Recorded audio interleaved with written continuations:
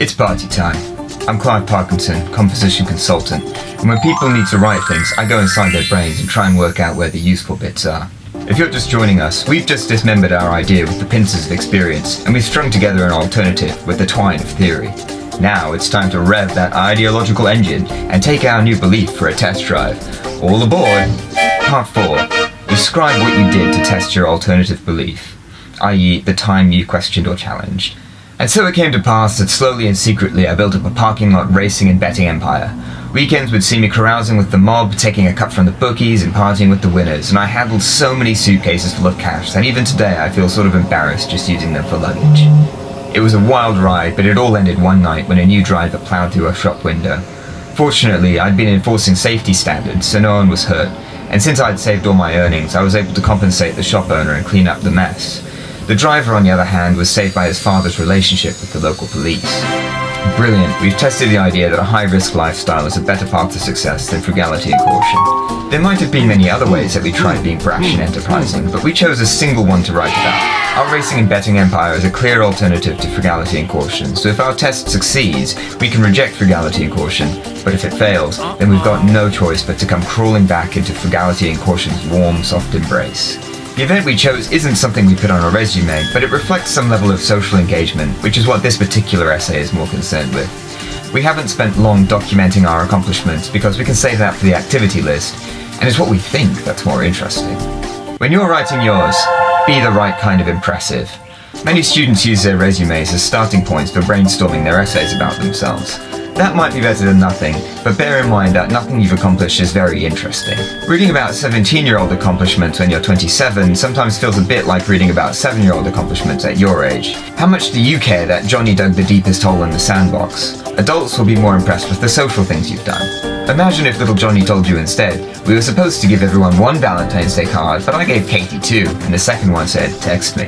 Then all of a sudden, pour that child a beer, he's got guts. Obviously, he's got nothing to offer academically or professionally, but he's 7 and he'll learn things, and when he does, he'll get things done, because he's a little crafty, socially aware, and likes to take little risks that make the world more interesting for everyone. Channel the spirit of that small child, and leave your dreary pre-professional muddling for your activity list. So how do you know if your achievement will be the wrong kind of impressive? You might ask, not impressive. Did you have to pay to register for the experience? Was the experience marketed using key hype words like elite, professional, future, finance, leadership, business, or entrepreneurship? Is the experience supposedly highly selective, but clearly something that only a few people would want to pay for? Was the experience closely guided and scheduled? Did the experience last no more than a few weeks? Did the experience have a more or less guaranteed outcome? Maybe you signed up for the elite global finance summer camp that involved a couple of Wharton graduates charging your parents a few $1,000s to teach you 5 days of introductory economics before setting you off on some sort of an entrepreneurship competition to be judged by the real-world professionals they drink with. That's not to say there's anything wrong with these programs. They do increase your exposure to the professional world and make sure that young people with degrees get paid, but be aware that they're probably not great places to look for self-defining moments. So forget your resume. It's all good stuff to do, but your reader will like and respect you more for your sense of humor, your interesting point of view, or your boldness. So what might the right kind of impressive look like? You might ask. Impressive. Did you take on some level of risk? Did you do it for your own reasons? Did it involve some level of imagination? Did you have to face your fear of failure or rejection? Did it involve consistent efforts over a long period of time? Was there a real chance that your effort would amount to nothing? So let's play a quick game of impressive, not impressive. Not impressive, joining the science club. Impressive, organising a surfing trip for friends in Australia and negotiating a group rate for lessons. Not impressive, participating in a volunteer event. Impressive, dressing up as a chicken and asking strangers to dance to raise awareness for something you care about. Not impressive, simulated stock market competition. Impressive, transforming a silly joke between friends into an actual plan, filming it and getting 10,000 views. The admissions process really is not an assessment of past performance, it's a proposition of future value to join a community of real people. So being cool helps. Obviously, pure recklessness is no virtue, and you're probably not going to bungee jump your way in. But if you can read books and remember what's in them, and you've got some taste for adventure, you're a better bet than someone who's looking to get paid to tick boxes. So do things you care about, don't spend your life trading fake stocks, and write about something that gets the blood pumping. Keep it legal. But don't talk about doing anything illegal or immoral, like in this example. That was just for fun. Use your common sense. Construct a narrative. The philosophy behind the personal essay is rooted in some ideas about the self that are not totally obvious. Ourselves only really exist within the subjective 80-year hallucination of life, so we can't really pop out the microscope and describe what is there. If the self could be identified at all, though, it's probably defined by making difficult choices that could have gone either way, where you had to dig deep to find a reason to choose one path over another, like in that moment when Harry Potter chooses Gryffindor over Slytherin or something. This all sounds reasonable, but the only problem is that you're not likely to perceive your own life that way. If you're like anyone else, you most likely can't think of a single time when you were faced with such a distinct defining choice. So here's the issue: we're all happy to believe that self-defining moments exist, but our own life experience never really seems to come with any. How do we resolve that? Basically, we've got to do what authors and screenwriters do in their books and films. We need to construct a narrative. We've got to choose a moment, let it represent many others, and imbue it with a meaning that probably didn't occur to us at the time. Sometimes it feels as though the event only becomes meaningful as a result of the process of constructing the narrative, and you're inventing yourself now by deciding how to tell the story about something you did more than you really were defining yourself at the time. If you still feel that making a small moment mean more than it objectively did is a bit dishonest, remember that we are the ultimate authorities on what our lives mean.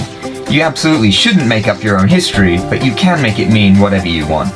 That being said, there's a fine line between constructing a narrative out of messy reality and outright fabrication, and it's a crucial one to get right. Don't fabricate the facts. One of the reasons that humans are the second most successful animal after cockroaches is that we're really good at sharing knowledge. That's sort of what academia is for, trying to facilitate a human hive mind so we can all share sensory input and argue about how to interpret it and get so good at dominating the other stupider species that we can feast on their remains forevermore. And if you thought what we did to the trees was impressive, wait till you see what we've got in line for the oceans. But the tricky thing about sharing knowledge between the millions of participants in the hive brain is that you've got to be pretty careful about what sensory input you allow in. Invite a few lies through the door, and the whole system falls apart. Imagine if only 5% of your memories were false, but you didn't know which. You wouldn't be able to trust any of them, and at that point, being smarter and more capable would only get you into trouble faster. Group intelligence is a precarious dance, and it's probably no coincidence that cockroaches are both able to withstand nuclear holocausts and unable to cause them. So if someone shows up at the gates of the hive mind with a backpack and a bunch of textbooks and an obviously fake story, what do? No matter how clever they were, if you couldn't trust them, you would need to take a pretty hard line. To take another tack, if you're even thinking about making something up, I guarantee you won't be able to do it well. You can always spot a made-up event because it looks like the one in this example. It's almost a perfect test of the ideas we're challenging, it's larger than life, it's out of context, and it seems that there's only really one way you could possibly interpret it. The time you challenged or questioned a belief or idea should absolutely not be fabricated or exaggerated, but you can make it mean whatever you want, provided that you believe it yourself. Be sincere. However, it is very important that you believe it yourself. I've seen quite a few students feel a need to express that the action they took was extraordinarily heroic, valiant, or morally courageous. Not only is there no need for that, but you should probably avoid it. If you cast yourself as a hero, it's apparently either because you actually believe you are morally superior to everyone else, in which case, really? Or you don't believe you're a hero, but you do want the reader to, in which case you apparently think that the reader is foolish and you can benefit from tricking them. In either case, you're missing the broader point of the exercise. Again, you're applying to be part of a community of people who trust each other. If you're busy trying to make someone feel something that you don't actually feel because it serves your own purposes, then you're gunning hard to disqualify yourself from the cool table of knowledge. Well, good chat. Take fun risks to do things you care about, write about them, and don't infect the hive mind with your silly lies. Hit subscribe to hear more similar ideas at a different time.